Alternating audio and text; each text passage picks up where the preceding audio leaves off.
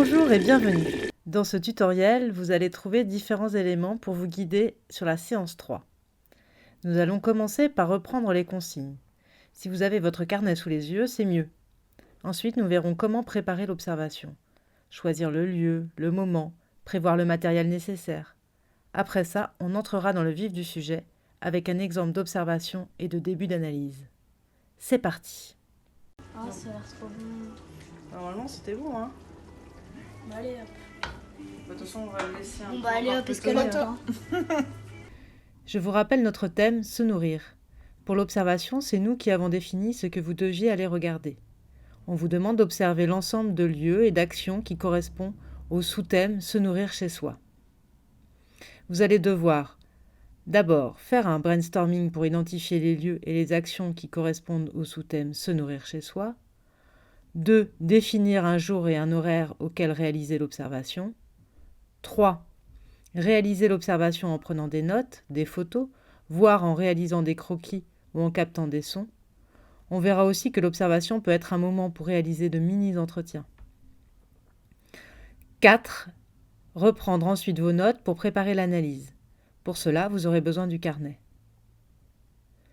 La séquence sur l'observation commence à la page 18 du carnet. Dans les pages suivantes, vous retrouverez des explications qui complètent le tutoriel, puis à partir de la page 23, les fiches que vous allez devoir remplir. On vous demande tout d'abord de faire le plan du lieu, puis d'indiquer précisément comment vous avez préparé l'observation. Enfin, vous devrez sélectionner 9 illustrations de l'ensemble des actions et des lieux que vous avez observés et les présenter en suivant un ordre chronologique ou thématique dans les pages 25 à 27 du carnet.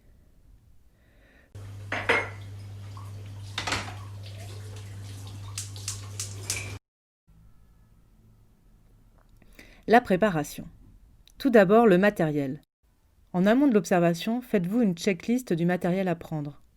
Vous devez avoir de quoi prendre des notes, dans l'idéal un carnet et un crayon, parce que c'est plus facile à manipuler dans une cuisine qu'un ordi ou une tablette.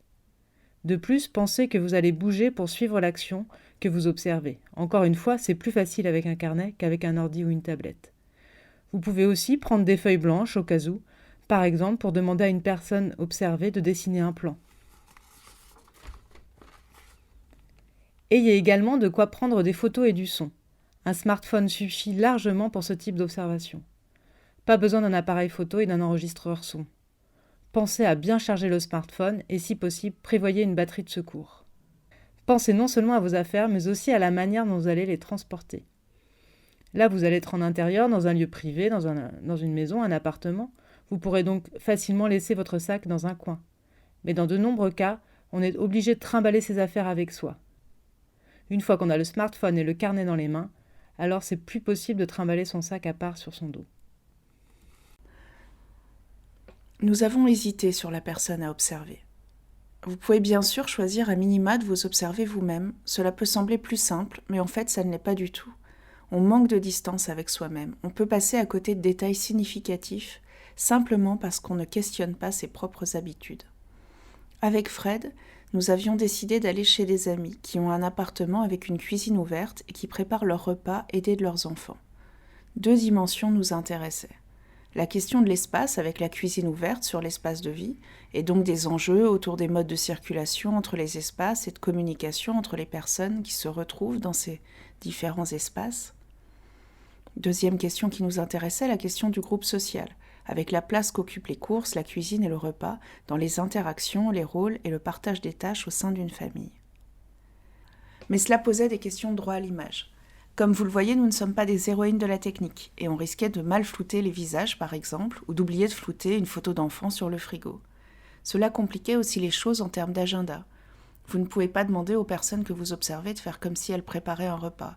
Il faut être là quand elles le font, à l'heure habituelle à laquelle elles le font.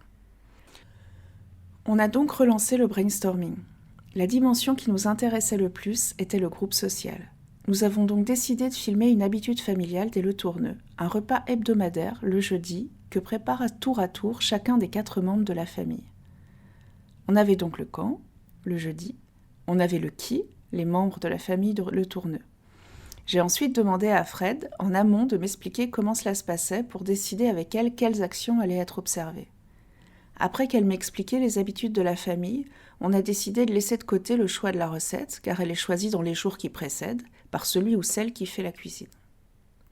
On a décidé de faire rentrer dans l'observation la préparation des courses, rentrer à la maison, prendre le sac de courses et la liste, les courses, prendre les ingrédients pour le repas, la préparation du repas, regarder la recette, rassembler les ingrédients et les cuisiner, et la dégustation du repas, mettre la table, manger et débarrasser. Je parle bien sûr là des étapes qui correspondent à la manière dont se nourrit le groupe social qu'on a choisi d'observer. Il est évident que si les personnes ne débarrassent pas la table par exemple, c'est ça que vous allez observer. Souvent, on répète d'ailleurs plusieurs fois la même observation pour être sûr que les personnes observées ne changent pas leurs habitudes à cause de la présence de l'observateur. Avant de commencer l'observation, je peux donc me préparer en sachant que je vais observer 2 lieux, un supermarché et un logement, 4 personnes, 2 adultes et 2 enfants. Je sais aussi que le lieu principal de l'action sera le logement, donc je vais devoir, si possible, commencer par faire un repérage des espaces où se prépare le repas et où il est mangé. À ce stade, on pourrait remplir la page 24 du carnet. Dans certains lieux, il vous faudra une autorisation préalable pour observer. De manière générale, si vous observez une autre personne que vous-même, il va falloir convenir avec elle d'un jour et d'un horaire. Il va aussi falloir lui expliquer ce que vous allez faire et comment vous allez utiliser les données que vous allez recueillir. Il faut par exemple bien expliquer que vous allez prendre des notes, du son, des photos, pendant que des personnes qui vous connaissent ou non feront une activité qui est pour elles une habitude, sur laquelle elles se posent peu de questions, se faire à manger et manger. Ça peut devenir sacrément bizarre. Alors expliquez, que votre but est vraiment de comprendre ce que les personnes font habituellement, qu'il n'y a aucun jugement, que cela restera anonyme et ne sera exploité que dans un cadre pédagogique. Il faut aussi vous préparer à informer sur le vif des personnes inconnues qui entreraient dans l'action, par exemple un livreur qui viendrait amener le repas ou un caissier au supermarché. Allez-vous cacher votre statut d'observateur, ce qui vous empêchera par exemple de prendre des photos ou lui expliquer ce que vous faites. Pensez aussi à ce que vous allez faire de vous. Dans une observation non participante, vous vous contentez de regarder. Dans une observation participante, vous participez à une ou plusieurs actions. Dans notre observation, nous avons tous mangé ensemble, par exemple. C'était un repas collectif, cela ne semblait pas gêner l'action, d'autant plus qu'on se connaît bien. Mais si nous n'avions observé qu'une personne seule qui mange, en jouant par exemple, est-ce que cela n'aurait pas changé l'action de participer ? Et participer à quoi ? Ça veut dire qu'on mange mais qu'on joue pas, on mange et qu'on prend une manette. Réfléchissez vraiment bien à la manière dont vous allez interagir avec les personnes que vous allez observer. Il n'y a pas une réponse toute faite, vous devez surtout apprendre à vous poser ces questions et à vous y adapter dans le moment de l'observation. J'ai une technique. T'es sûr ? Mais oui.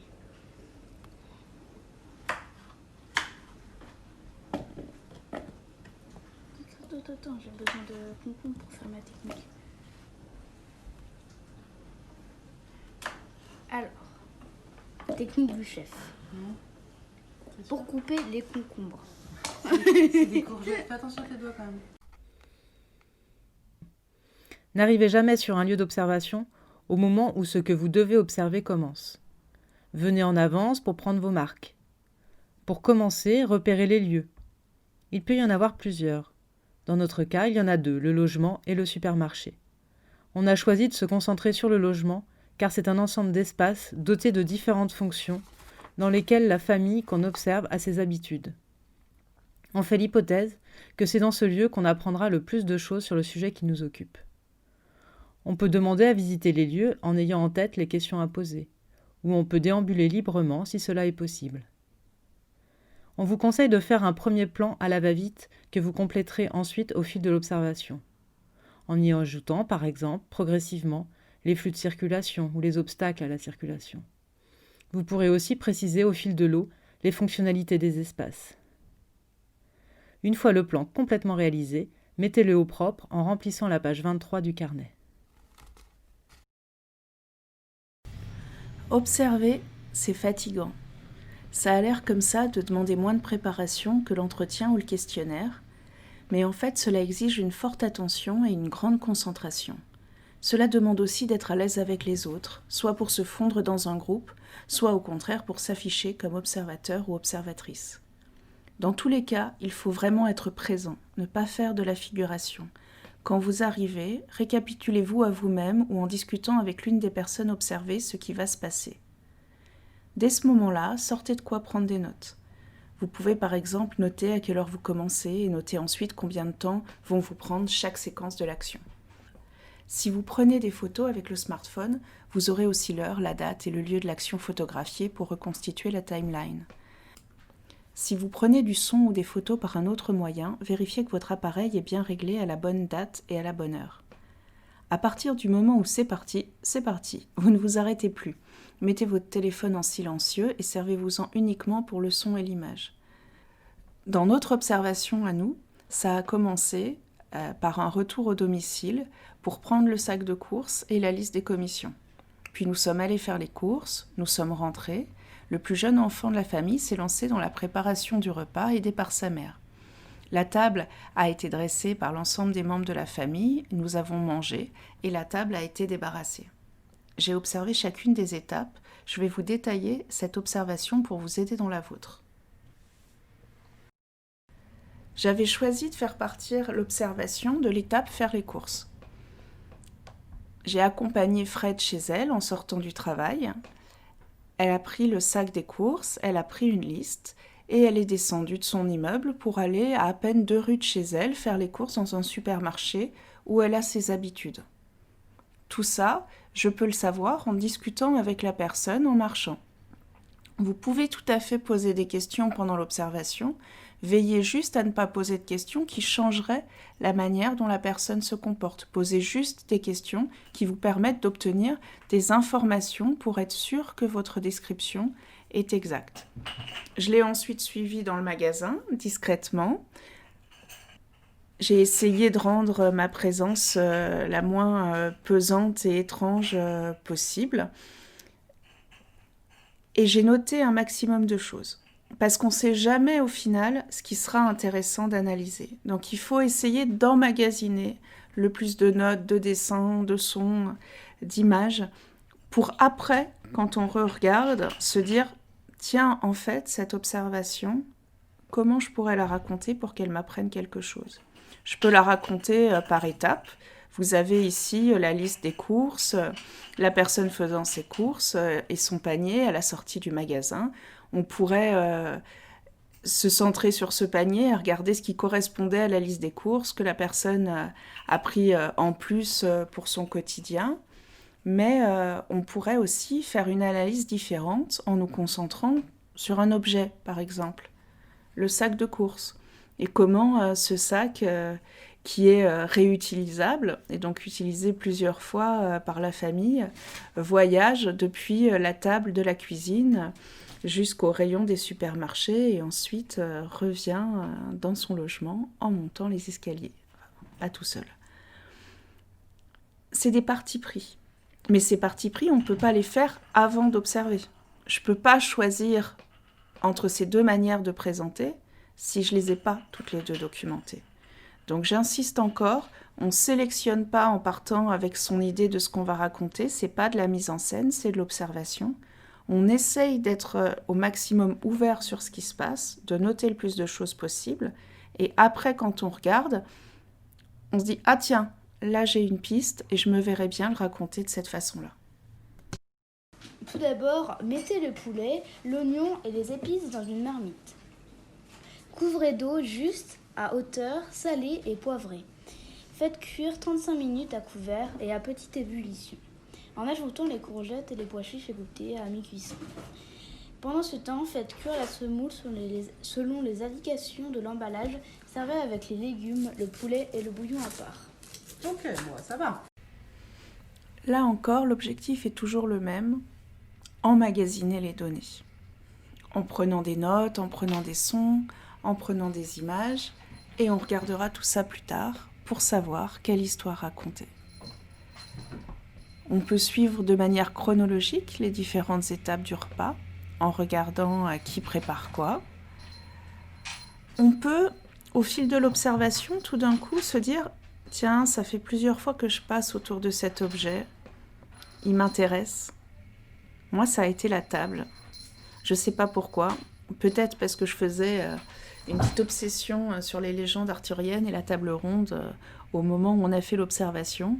Mais quoi qu'il en soit, au bout d'un moment, dans cette cuisine, je me suis dit que l'endroit central, c'était pas les fourneaux, c'était la table, parce qu'elle a été vide et remplie à différents moments de l'observation, parce qu'elle a été l'objet d'entraide entre la mère et le fils, qu'elle a été l'objet de discussions entre les différents membres de la famille sur ce qu'ils feraient pendant le week-end. Donc au cours de l'observation, à partir du moment où je me suis dit « Ah, cette table, elle m'intéresse », je me suis mis à beaucoup photographier la table, en me disant que je jugerais ensuite si je gardais cette idée ou pas. Un repas en préparation, ça peut durer longtemps, surtout si c'est une recette qui nécessite pas mal de temps de découpe, de cuisson. Pendant ce temps-là, ne faites pas rien, continuez à vous promener dans la pièce, à vous dire « Tiens, est-ce que ça m'intéresserait ?» Quand on s'intéresse à la préparation d'un repas, on peut s'intéresser aux déchets, on peut s'arrêter devant un frigo et poser des questions sur ce qu'on y observe.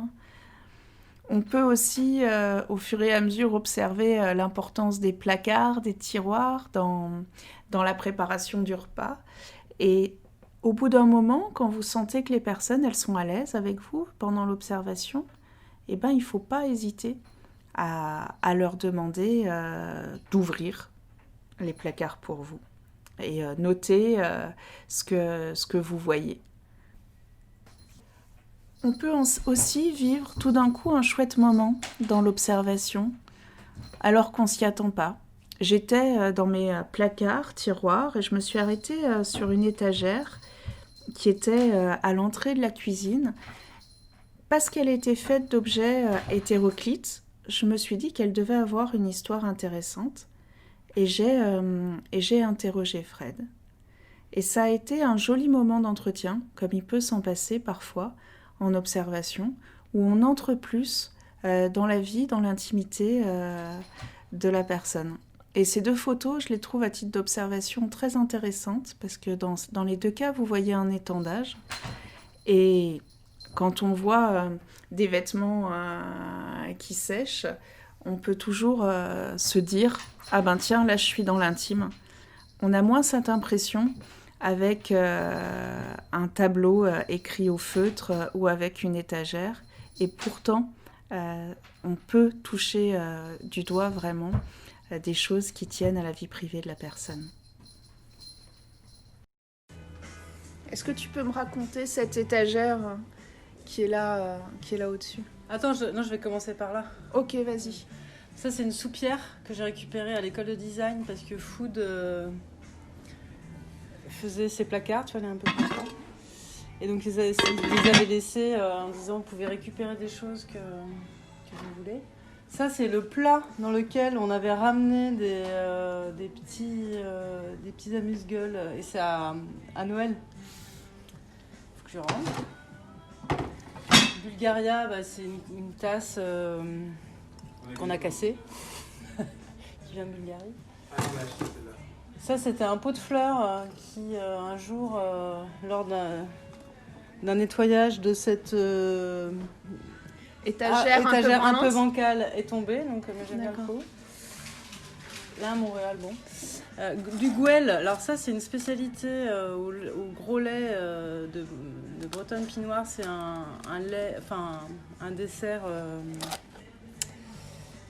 fermenté. Et je suis allée faire un reportage là-bas et donc j'aimais bien ce truc. On a mis des épices dedans. Là, c'est un peu le coin à gâteau. Donc tu vois, il y a des flancs, il y a des petits trucs à vanille, de l'amande. Après, là, c'est la farine. Tu vois, c'est un peu le coin gâteau. Et vas-y, moi en fait j'ai eu l'idée de te faire parler de l'étagère parce que j'ai vu les petits pots à thé et que je me suis dit que c'était peut-être des cadeaux ou des trucs qui ça venaient de c'est ma quelque part. belle-mère qui m'offre ça à Noël. J'ai un pot par an. Donc un pot chaque Noël. Voilà, donc 2 Noël. De Noël. Et puis il y en a d'autres, mais que j'ai balancé. Ouais. Non, mais une fois fini.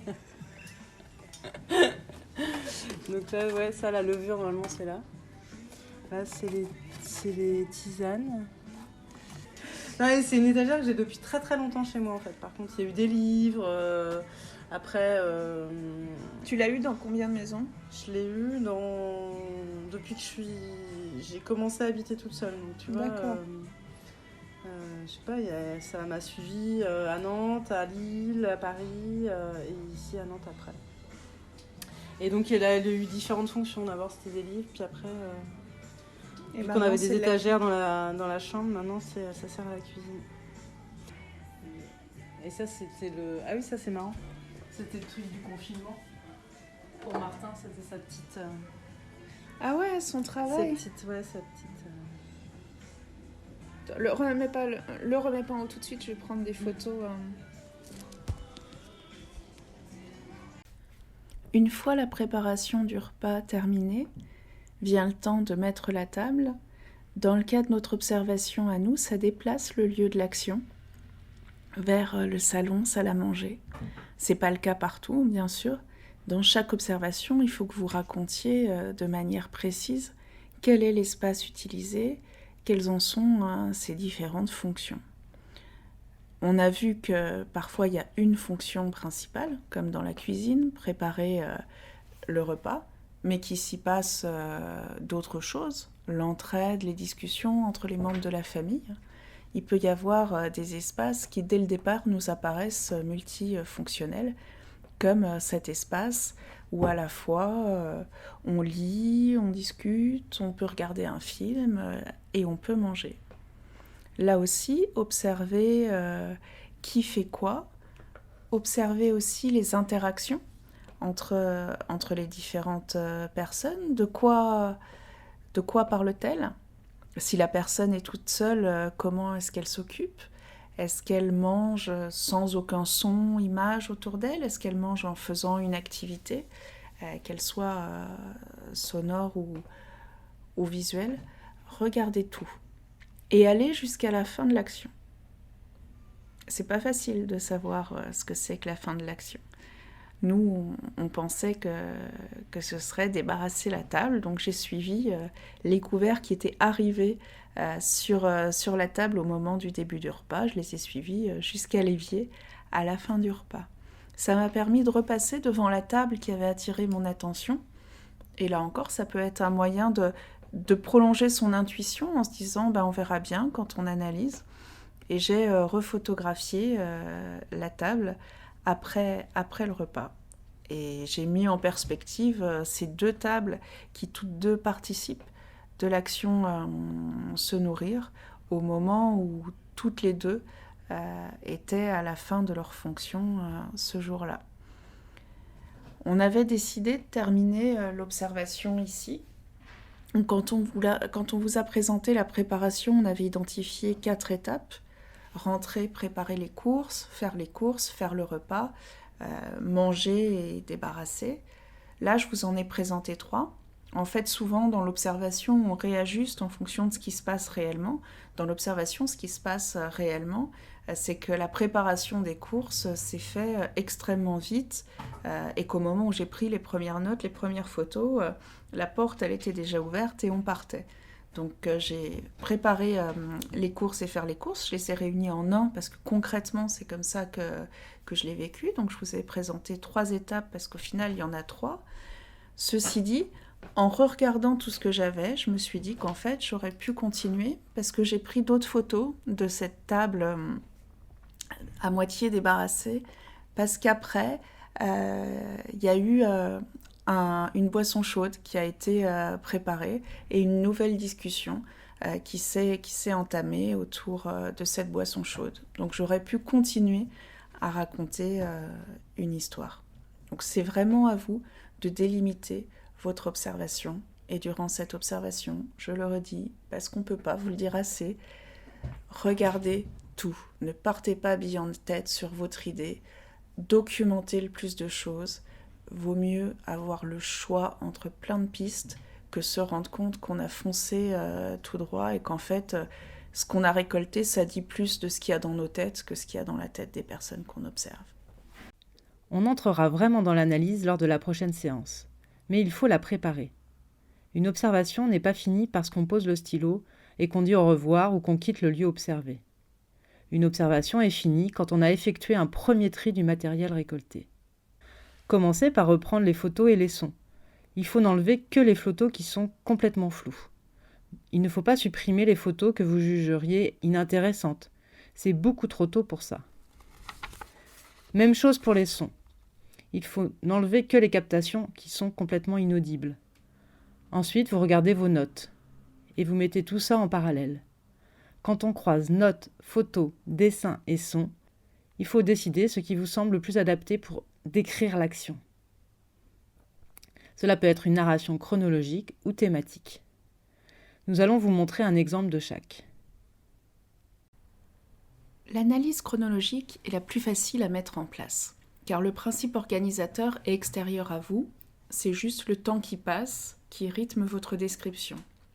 Il faut quand même réfléchir pour découper en séquences l'ensemble de l'observation. Plus on prépare en amont l'observation, plus c'est facile. On avait anticipé les séquences, on en avait prévu 4, il y en a au final 3, mais ça nous a déjà donné une idée du découpage, avec les courses, la préparation du repas et la dégustation du repas. De tout ça, on va retenir 9 temps forts, en regardant les notes, les sons, les dessins, les photos. On va choisir les moments qui sont les plus riches de sens.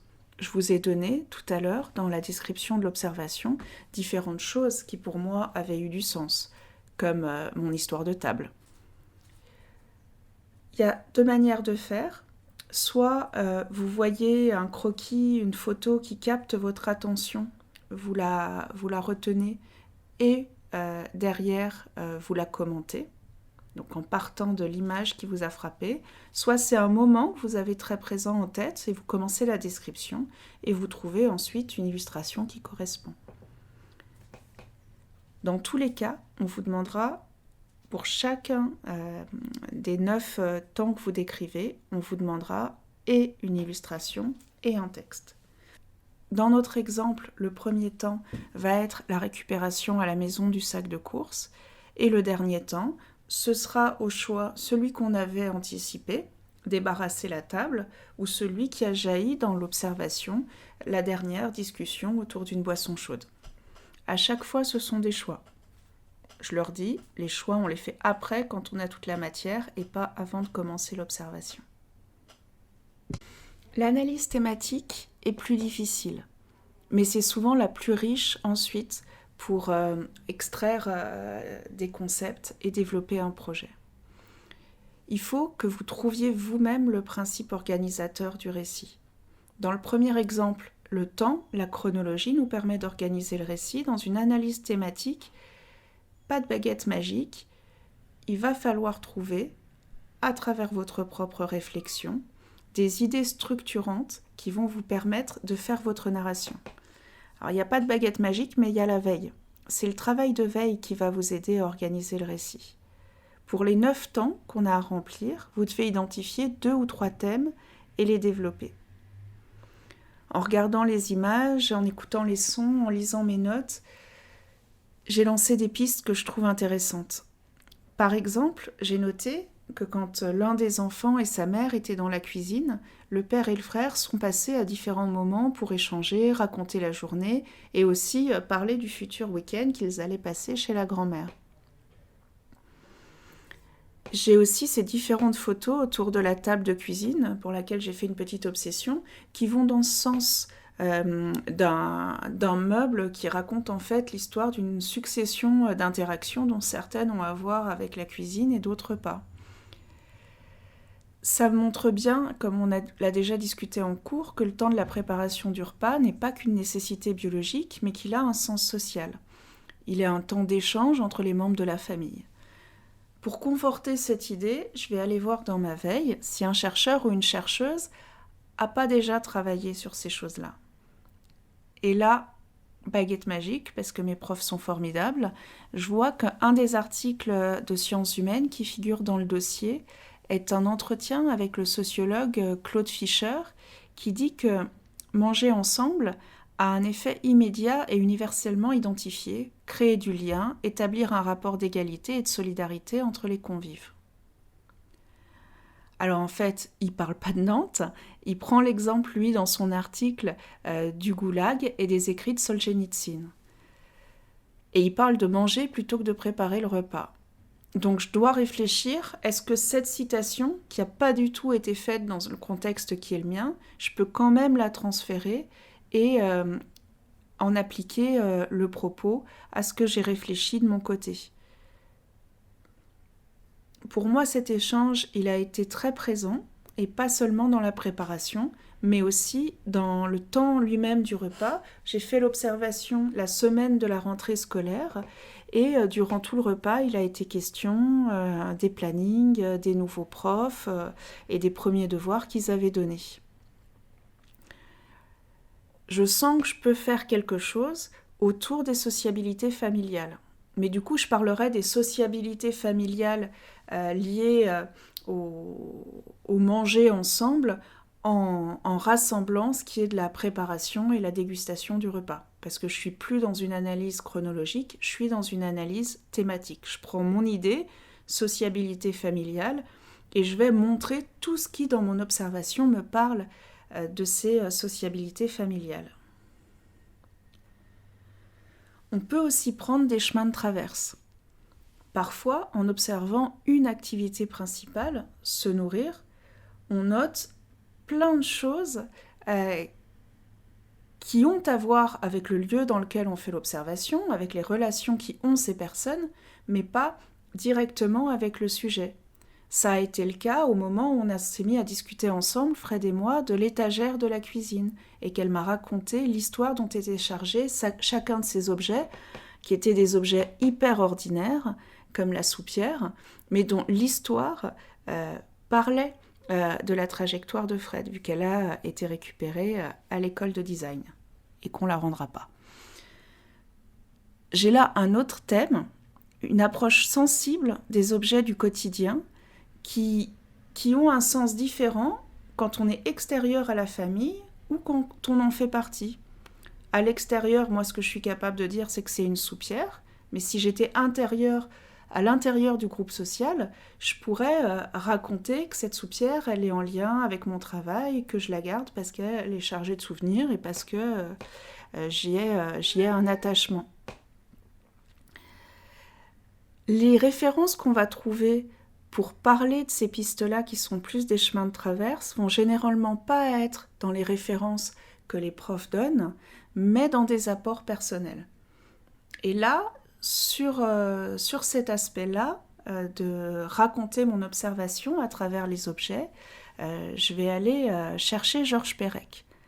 Dans Espèce d'espace, Georges Perec réfléchit à notre rapport à l'espace, les espaces intimes, comme le lit ou la chambre, et les espaces publics, la rue, le quartier, la ville. Il dit que ces espaces sont chargés de souvenirs et que les objets qu'on y accumule sont des façons de marquer notre territoire.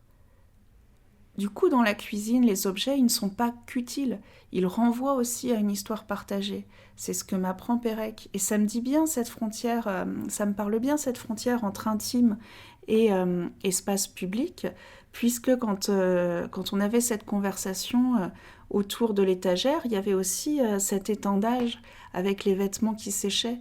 Et comme je disais tout à l'heure, l'intime n'était peut-être pas où on croit qu'il est à première vue. Donc j'ai là deux thèmes, un sur les sociabilités familiales et un sur les objets. Et je vais pouvoir, sur mes 9 temps, développer une narration autour de ça. Sociologie avec vieux Fred.